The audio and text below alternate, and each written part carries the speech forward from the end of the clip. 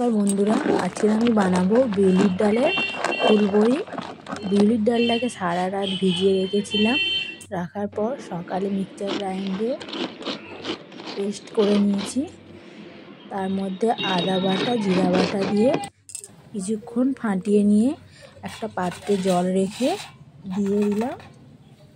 বিউলির ডালটা ফাটা হয়ে গেছে।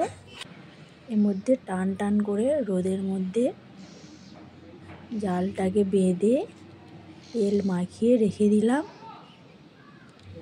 থালাতেও তেল মাখিয়ে রোদে রেখে দিয়েছি। পর ফুলবড়িগুলো দিয়ে দিচ্ছি।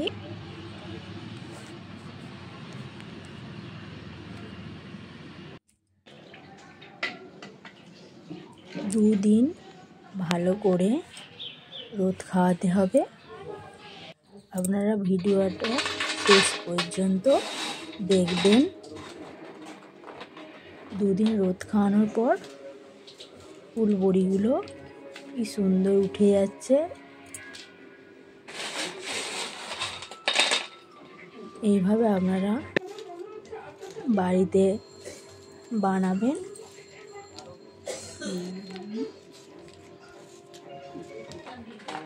ভালো লাগলে লাইক করবেন, শেয়ার করবেন, সাবস্ক্রাইব করবেন। নমস্কার।